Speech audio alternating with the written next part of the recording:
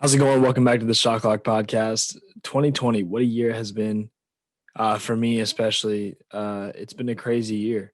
I don't know about everyone else. I mean, I'm sure it's been crazy. You go from pandemic to racial injustice issues,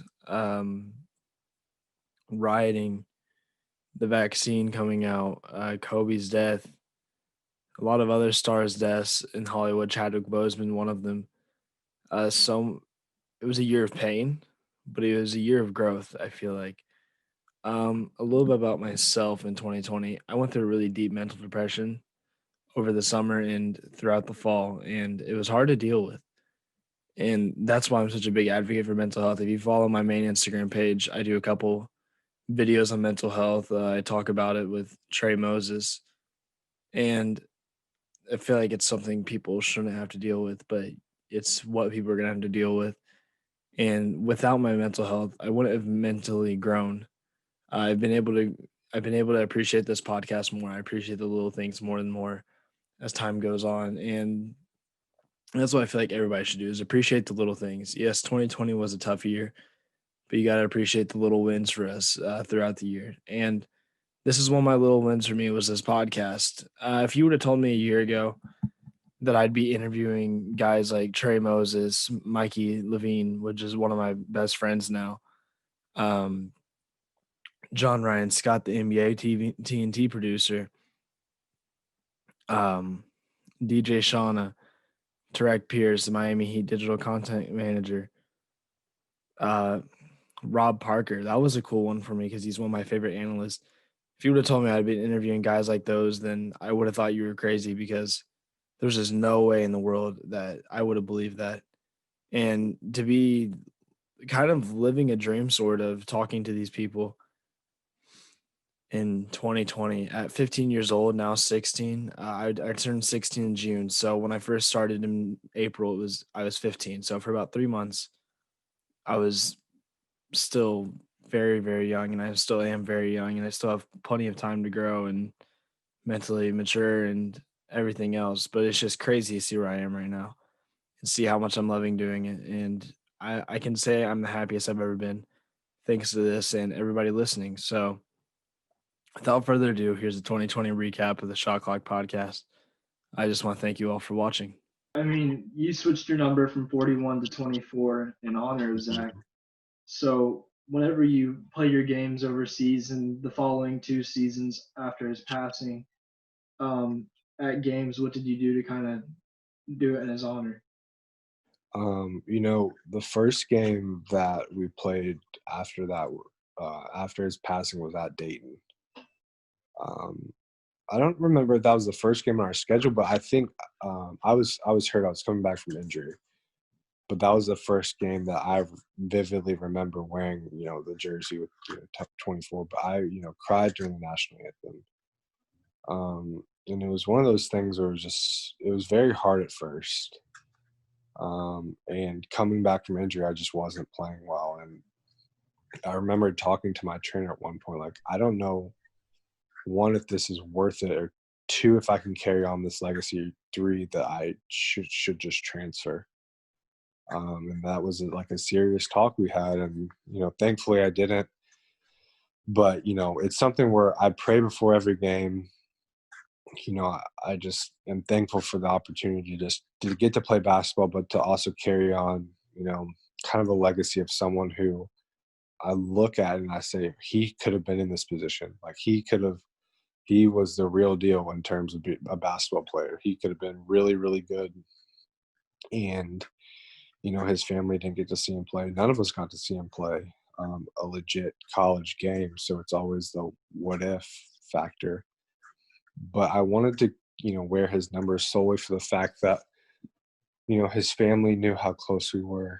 And I wanted them to just be able to remember him in a positive way, to look out and see his number and think, as much as, we miss him and, he's not here, that he's always remembered in our hearts. So a little bit with your photography side and videography, what kind of shots do you normally try to go for whenever you're setting up? I really try to get like low to the ground so it makes the players look like pretty tall. Not that they're not tall already. It just makes you feel kind of like more in the picture. I try to go for a lot of action shots, really feel like he like halfway through dunking or just like really getting the action in and not like the boring like free throws or something. That's kind of what I aim for. What's one of the trickiest things about trying to get those certain shots that you want? I'm constantly moving, man. Like I'm breaking a sweat when I'm shooting these players because they're always changing. The drills are always changing. So I think just like keeping up with the fast pace of like the workouts is probably the hardest part. Has there been any of them that shared your videography and photography onto their socials? Oh yeah. So Edmund has posted a bunch. Glenn's posted a bunch. Kyle reposted my video. This is crazy. I posted it on my Instagram. Went to take a nap for like an hour, and then during that time, he posted on his story. And I woke up and it had like I don't even know like 2,500 views on my Instagram, which was crazy on my Instagram. And I was like, yo, like, and like 4,000 likes. I don't even know. I could look at the numbers, but I told my girlfriend, I was like, I think I got hacked. Like, I think someone signed me up for like a bot because like I don't know what happened. And then I saw that he put it on his story, and it was the engagement from his story was crazy. Yeah, how different is like the workouts compared to at home from workouts with Greensboro? Yeah, I mean, it's a lot simpler. You know, you can only do but so much. You don't have like a full weight room set or anything. So it's just like a lot of, you know, back to the basics type of stuff. But it still works. It's no different. I know you have a basketball court at your house, right? Like a little basketball goal setup. Yeah, I've got like a half court on some concrete, so it's pretty cool. So you've been practicing out there a little bit too. Yeah, it's funny though because like when I'm out there, or at least around Charlotte, I kind of live in like a wooded area and it gets really windy. So sometimes you'll be throwing it up and you kind of have to like guess where the wind's going to take it. So like as far as like deeper threes and stuff like that, it's not really helpful, but you know, just ball handling, floaters, stuff like that, just shooting around. That's, you know, it's just nice to just get the reps in. Yeah, I noticed one of your TikTok videos that blew up. It was a pig game you played with your friend. You ended up losing that matchup. What made you decide to do that? Oh man. So yeah, TikTok. So really I downloaded TikTok when when the NBA quarantine thing started and we couldn't get into the gym. So I was in Greensboro and I was in my apartment for like 3 straight days, like hadn't gone to the gym. We weren't allowed to do anything. And I was like, man, like let me just see what TikTok's talking about. And I was just having fun with it. And then like, I don't know, 2-3 weeks later, I had like a decent amount of followers and I was just getting traction doing like just funny stuff. And I really it kind of opened my eyes to just seeing this is a new platform where I could really like grow my reach and my brand and stuff like that. And that's not how it started at all. So like that video, the one that you saw, was kind of just like me being intentional about what it looks like just to have fun and still play basketball and, you know, just kind of show some other things of my life that I'm interested in besides just playing in the G League or playing professionally. So you mentioned a Pacers documentary that you wish that they would have had some Pacers behind the scene footage. So if you guys had to make a documentary, what would you do that on with the Pacers? Well, I just think that some of the things that we saw in the documentary are things that I'm, you know, privileged to see, at least up to this point in my career, being able to travel with the team and to go to the practices, but a lot of other people don't. So not one thing specifically, but I do think it would be interesting if teams would decide to document a season, especially not every year, but maybe like every 3 or 4 years of different teams, almost like, HBO does with Hard Knocks. But if maybe 2 or 3 teams a year add some cameras and they kind of keep the footage until the year ends, almost the NFL film style where, you know, they have those, you know, features that kind of recap the season, but that's more on what happens during the game and some of that footage. I just think that people would be really interested to see some of the behind the scenes footage. Now, that being said, sometimes, you know, airplane footage and hotel footage, you know, that there's some privacy and some things that, you know, the players don't want to have to be in the public all the time. But I do think the end result would be more interest on the teams and the personalities. And if you didn't wait so long to air it, I think there could be some value there. So that is one of the things in the last few weeks we've had more time to think about ideas and discussions. And I wonder if the NBA might be interested in choosing to do that with more teams moving forward. And I think the Pacers have had over the last, even if you look at the last 5 or 6 years, they've had some compelling storylines and some characters that maybe people outside of Indiana aren't as aware of, because sometimes what happens here is a little bit under the radar. But, you just think back to a season where you're kind of following Lance Stevenson around for a few weeks, and you could have some great stories there. A little bit more about the If I'm Writing, I'm Ripping. You mentioned kind of talking about guys like LeBron, Brady, and all them. So I want to talk a little bit about what, if you had to say right now compared to their past seasons, like Brady going to the Buccaneers, LeBron, how he's played this season, how would you rip them in this book? Well, I mean, I don't know if I can rip LeBron this year. I mean, he played really well, and the Lakers were, before the season got derailed by this pandemic, we're rolling, and they had the best record in the West, so they were in good shape.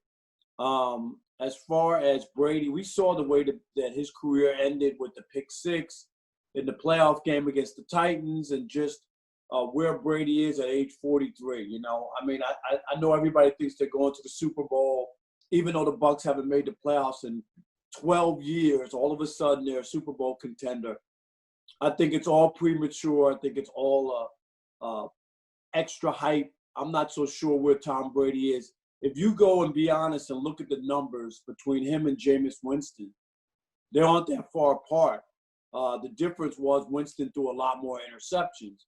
But as far as numbers and percentage of completion percentage and whatnot, the numbers are very, very close. So I'm not so sure at age 43 and with the,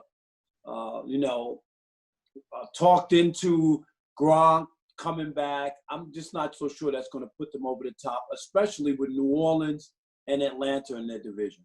So kind of what I brought you on for was talk about the Black Lives Matter protests going on. You're out in LA, and you've been pretty heavily involved with going to the protests and everything. Every day on your Instagram, we see posts about it. So what's some of your experiences that you've had that you can share with listeners? Man, I think it's a great thing. You feel the unity when you're out there and about.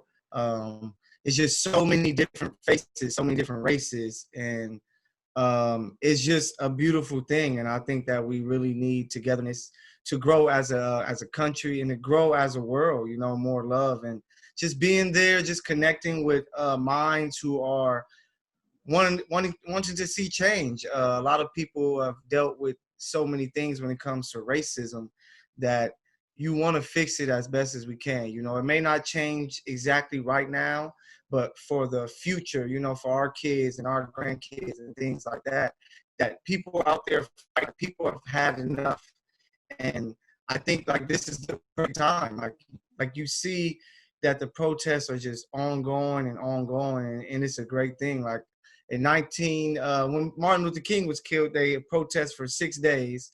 And in 1968, they had the Civil Rights Act after those 6 days of protesting. And I think that what's going on now in LA, across the country, across the world, is going to be vital when it comes to that love and appreciation that should be shown to, Black people, because we offer so much. We do so much when it comes to fashion, business. Some of the most important figures, athletes, entertainers, are African Americans, are Black.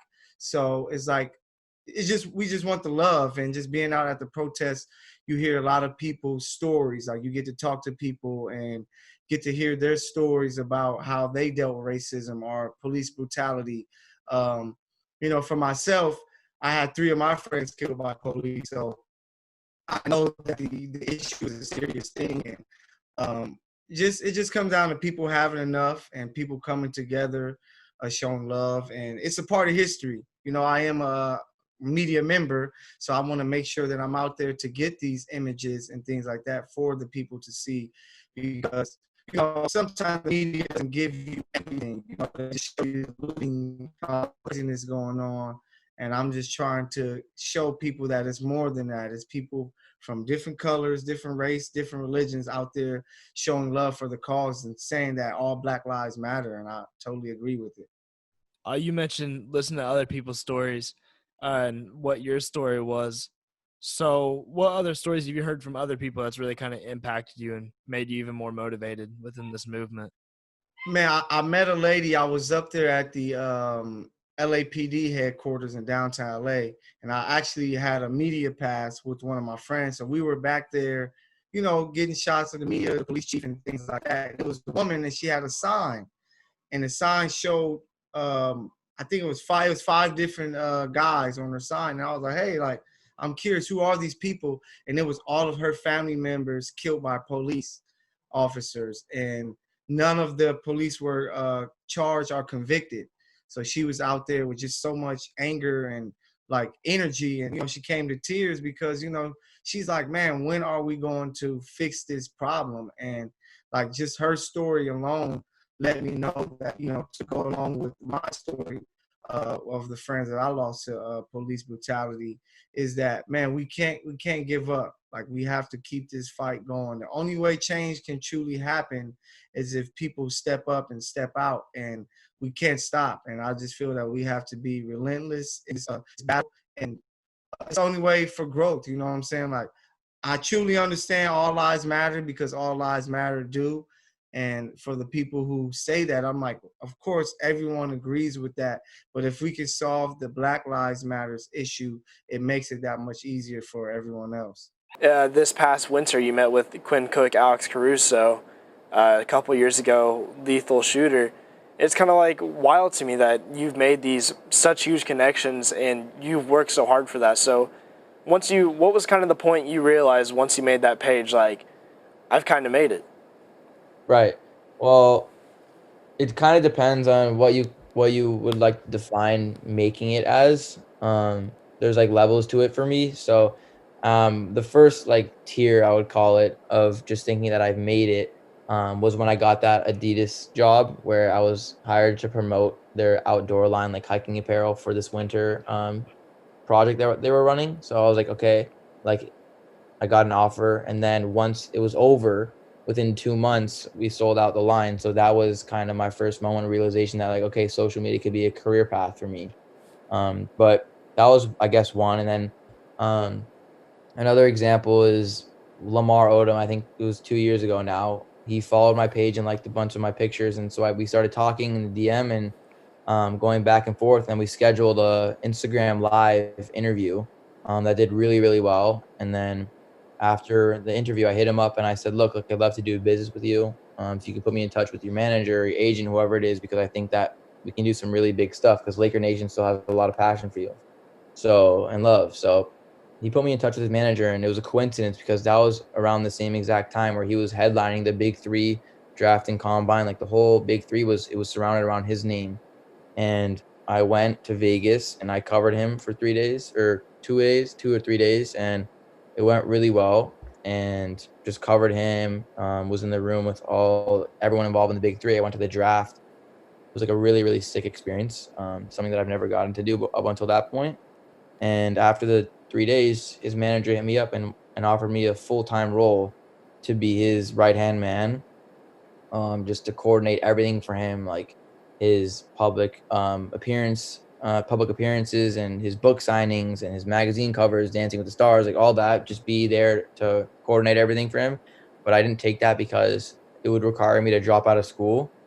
And so we talked and we agreed on a social media role where I would represent him on social media, which lasted for about a year until I got to USC, and like I had to move on just because of my other opportunities with USC. Important to you is voting right now? I think it's incredible. I've been inspired, and I guess, to be very honest, as a human, the election 4 years ago really, really fired me up. I realized I wasn't informed enough, and I felt like I wasn't doing enough. I was somebody who used to say that I wasn't political, and I realized I had a lot of privilege in saying that I didn't ever want to, like, pick a side and offend anybody. And I realized, by being silent, I wasn't standing up for people that sometimes don't have a voice. And that's something that I have decided that I do, as not only as an athlete when I played basketball all the way through my professional career up until now, to where I'm DJing. And even if it's one person that I can impact positively, I try to do that and to inspire them to be, because I don't fall into the normal category. I'm a female DJ in the NBA, which is rare. There's only 3 of us. I identify as gay, and so there's these outliers that I don't really fit into quote normal boxes. And so I want to continue to be a voice for people who don't have a voice. And this is the most political I've been. I've been working with Mix for Change, so I appreciate you like following me on Twitch and doing all that. That means the world, and trying to inspire people to vote. And we have numbers that have been crazy so far, like getting people that have voted early, whether that's like mail-in ballots or dropping off or voting early in person. And so I just think there's so much power in that. As being a woman, people fought for me to have the right to vote. And it's something that I think it's a privilege, and we all have a voice. And I believe that my voice matters, that your voice matters, that the people listening, their voice matters, wherever they fall. I think just voting is really, really powerful, to be knowledgeable and to make a vote that really you feel is going to make a difference, and cast that ballot. Yeah, not to mention this is one of the most important elections in history of the United States. And I remember right now in history class, I'm on the lesson. With only being 16, it's crazy doing this stuff because I'm still I sitting bet. here doing online classes. But no, it's in history class, we're talking about women's suffrage and how important it is women gaining those rights to be able to vote. And I think that's one of the key things, even in today's world, is women still don't have, like, pay equality is still one of the things women struggle with. And just what's your thoughts on women in society? That's a good question, and I appreciate that you're so thoughtful about that. And I want to say that I commend you too, because I didn't know how old you were, but you're doing awesome, man. Like, this is awesome to be a part of, and I'm proud of you. I know that might sound really silly, but you got a podcast at 16 and it's successful. Like, I was just scrolling through your Instagram, like, you're crushing it, and I wish I would have started when I was your age. And so kudos to you, and I'm excited to watch your journey grow, because I think you have a very bright future. So please don't stop. But Oh, no, for sure. I think I am really fortunate that I have had amazing female role models in my life. And so my great grandmother helped raise me, who is no longer with us. So I grew up with her until I think my grandma passed away when I was 21. So that was my great grandma. So I had her for a lot of my life. Incredible woman, incredibly kind, loving, caring, compassionate. I was born and raised Catholic, but this woman, the ultimate thing that she taught me was to treat others how you want to be treated. And it chokes me up, to be honest, because I just want to make her proud. I want to make the people who have influenced me proud. You've been working for the Miami Heat for how long now? So I've been with the team for 8 years now. I started the season after the LeBron's first championship. So that opening night the next year is the year I started. So I was there for the 2013 championship. Can you hear that in the background? Yeah, no, I can't. We're all good. Okay. So yeah, I started the 2012-13 season. So it was technically my 9th season just ended, but my 8th year of the team. So, I mean, in many cases, you're almost like an NBA veteran in a way, except when it comes to what you've been doing in a way. Yeah. Yeah, I mean, I've been around for a while, man. I've seen a lot of different iterations of the team. I've seen young guys who are now veterans. I've seen some guys retire, obviously, with Dwayne, who came in when I came in. They were, sort of in their prime and all that. But, yeah, I've been around for a while. So for fans listening, for listeners listening, or even viewers, talk a little bit about what you do for the Heat and why is it so important? So what I do is I'm the manager of our digital content. So what that means is I basically, part of it is I manage a team of digital content creators. So what we do is we create all the video assets that you see for our digital channels. So that's Instagram, that's Facebook, that's Twitter, our website, all that stuff. We have a lot of different departments that does help, kind of fill in some of the blanks. But for the most part, I have a team of 4. And mainly our job is to make sure that we're creating engaging content for the fans, things that we know our fans like, ways that we can help our fans relate to the team, any way that we can help amplify our team's messaging. And what I do is I manage that team. But when I first started, I was a producer for the team, storyteller, and then I went on to be a videographer for the team for a while. And then when we started the new digital content initiative, I was the first hire in that department. So I've been there since the beginning, and now I'm managing that team. But every once in a while, I make sure to get myself back into what I started doing, because that's really what my passion is, in telling stories and shooting video and editing video. But for the most part, I lead that team. With a vision. I provide a creative vision of how things are, how we should kind of operate, the type of content we should be creating, and then they take it from there. And it's a big team effort. We work very closely with our social media team to provide the content that you guys see all over our digital channels. So that's mainly what I do. In a technical sense, that's what I do. But in a physical sense, I do it all basically. Again, as always, thanks for tuning into the Shot Clock Podcast. My name is Nathan Shaw. I've been your host for today, and keep doing what's best for you. Do enjoy your 2021 and achieve your dreams. Go for it. Never settle for less. Always settle for more. Follow my Instagram at Nathan Shaw _. Follow the podcast at the Shot Clock Pod. Follow us on Twitter, and thanks for checking out the Shot Clock Podcast.